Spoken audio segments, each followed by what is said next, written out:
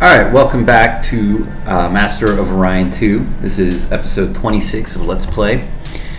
And peace reigns. It is a peaceful time between the Cylons and the humans. The Altarians are off on the sideline doing very little. I have an extra food production. I have massive food production right now. Largely because I've been converting so many worlds into Terran environments and then Gaia after that. So I really don't need this much extra food. It's time to reinvest in science and invest in industry. Soon we will need artificial planets. In fact, I need artificial planets ASAP.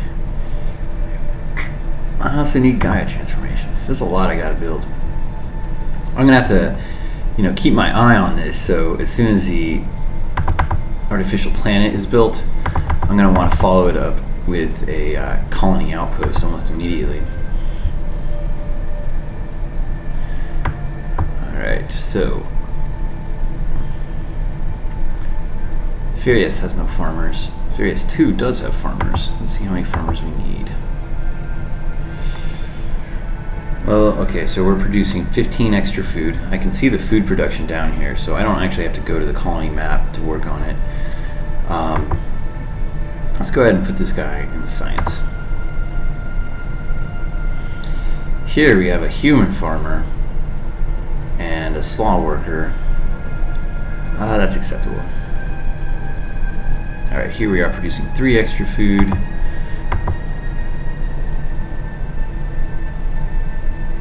Here we are. Doesn't appear to produce extra food. No extra, not much extra.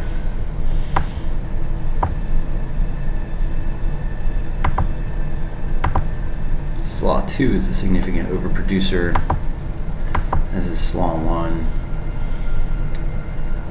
Sol. I was dependent on Sol's food production for so long. It is nice to finally turn that down. Wow, Ursa produces a ton of food. We'll go ahead and put the Ursans into science. Still produce a ton of food. I don't know if the Bullrathi are better at food production than other races. Alright, so we have plus 28 food. That gives us some cushion. Let's go ahead and leave it at that. Have I put Lizardmen on Slaw or on Furious? They're probably in transit. It's almost a guarantee. So one settler arrived at Jabbar 4. Slawfine finished battle station. Terraforming next. Okay.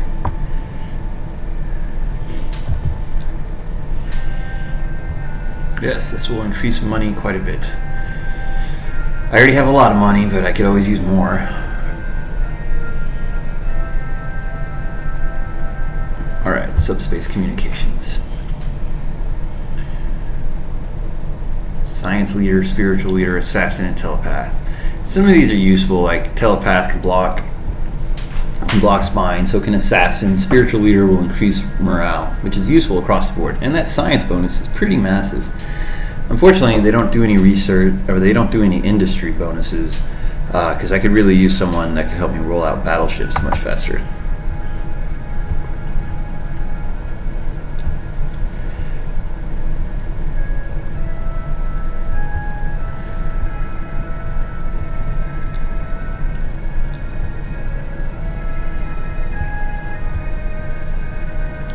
Alright, there's a time of peace. It is so weird clicking the T button and going turn to turn without fear of invasion. Of course, I do fear an invasion all the time. I am constantly working to make sure I don't fall too far behind the Cylons. So I have to continue to build battleships and invest in my weapons.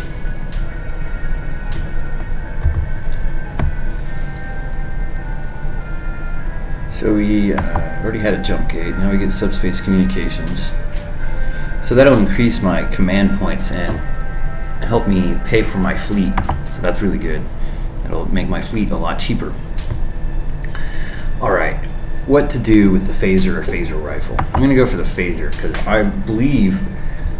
Ooh, long-range beam weapons are obviously the future, as I have built my ships around that principle, molecular electronic computers and things like that. So they're stealing stuff from me. Let's just see if I can purchase it. I don't know that that's worth anything to me. Cylons are at a point where they're not really that technologically advanced compared to myself. We're both equal partners in this. So one thing I am watching for is I'm waiting until something happens to the Altarians, because they're very weak. They basically just occupy space that could be better used by either the Cylons or the humans.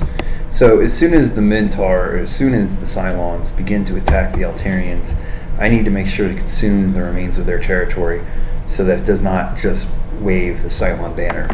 It must wave the human banner, or at least some portion of their former empire must wave the human banner, or else I will lose my advantage, or at least lose my equal footing with the Cylons. I'm no longer confident that the Cylons have such an advantage at... I'm not sure what the advantage, or what state the Cylon Navy is in, so let's find out here. Alright, the humans have appeared to have been catching up with the Cylons. I've been building battleships. I mean, for years I couldn't even build a battleship. Look how primitive I was. I wish it showed the dead so we could see all the power graphs that had ever existed. Cylons still have the lead on buildings. I'm not sure why that is. We both destroyed much of the universe as we went about conquering it. They might just have more buildings because they have all the little technologies. My human population is still at a lead, but they just got Gia. That's going to help them a lot, but I've been optimizing my populations using subterranean races. So that's giving me this big bump right here. They could themselves optimize. They have captured Sakra themselves. They've also captured Trolarians. I want some Trolarians, because Trolarians might also further increase my populations because they can live in oceans. I'm not sure exactly how it works. I wanted to find out. So I have a population lead now. I don't know if that's going to endure. Tech. The Cylons are way ahead in tech. I still think I have a lot of the technology that counts, though. I've made some pretty smart choices as far as weaponry, shielding, and shield reinforcements. Alright, it's a time of peace. I have to remind myself that. Fires a transwarp beam, inflicts 5 to 20 points of damage. Okay, this is what's good. You can modify this a lot. Auto fire, continuous heavy mount, and shield piercing. Once we get some more weapons beyond phaser, we will be able to use these modifications. And those modifications make the phaser a very dangerous weapon.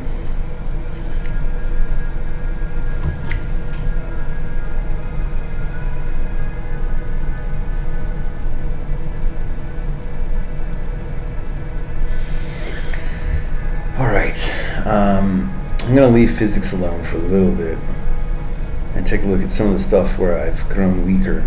Astro University will increase production throughout my empire, so let's go ahead and build the Astro University.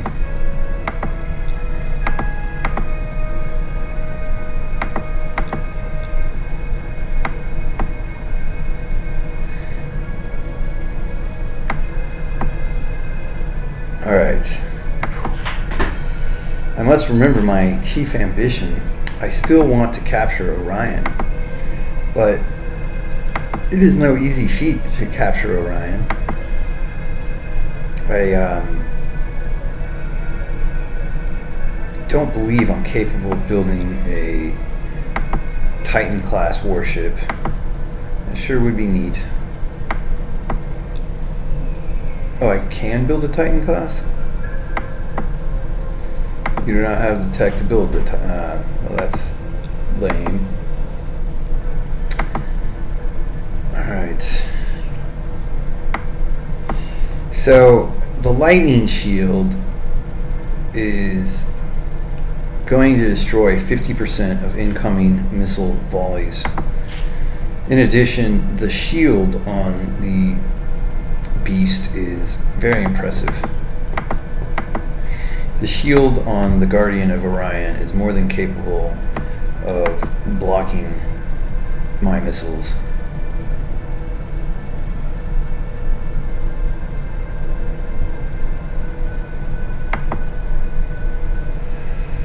Alright, what I really wanted was something that could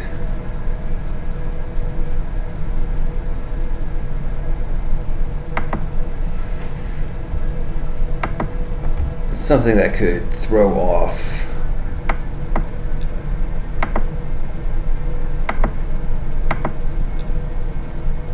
Can I carry a Mercuryite missile on a Gripen, on a frigate? Well, I cannot have a reinforced hull, but I can have a Mercuryite missile. Alright, I feel like I already built one of these, or I designed it. The Spitfire has a Mercuryite missile, shield ones, okay. Let's not build Spitfires per se. Let's build this Spitfire, class 5 shields. Let's give it battle pods for the sole purpose of a shield capacitor. Since we have class 5 shields, it can be worth it to go ahead and invest in a shield capacitor, because your shields can take a lot of damage. Alright, I still want battleships, but I also want Spitfires, and I need a lot of them, because I'm building these guys with the intention of attacking the Guardian of Orion. Oh, it's going to be a while before this guy can help us.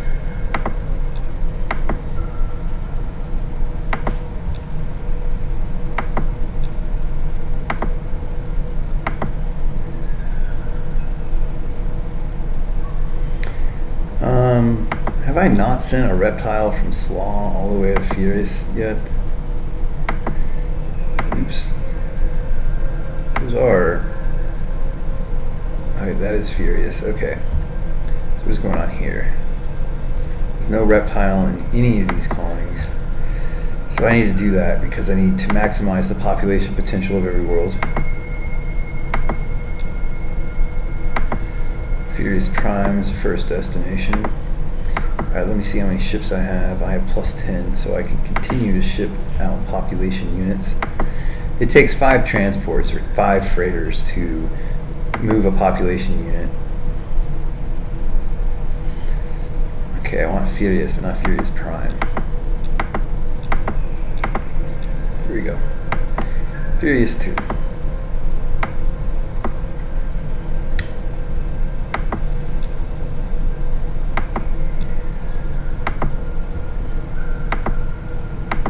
Meanwhile, back at Seoul, alright, ground batteries, that's worthy. Stock exchange is worthy. Build Spitfires after that. I'm not even intending to attack the Cylons with my Spitfires. This might serve a defensive purpose because firing that many missiles in the air is pretty terrifying to my enemies. It works. Strike fear and awe into them.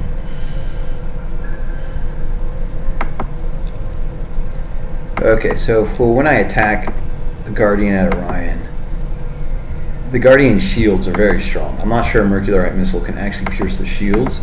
So what I need to do is I need to get a freighter close enough to the Guardian to self-destruct itself so that it will blow a hole in the shields of the Master of Orion. And then I will fire missiles in through that gap in the shields. One other tactic I'm going to consider employing is attempting to get all these little frigates into point-blank range so that I can fire my missiles from a 0 range. These ships are going to die. I don't know how else to describe it, but firing the missiles from a 0 range will cut down on the damage that the laser or that the lightning field does to the incoming missiles. Alright, let's go ahead and save. We are hunting the Master or the Guardian of Orion. Episode 26 has been about shifting gears. I want to go monster hunting. I want to leave the Cylons alone for a little bit longer.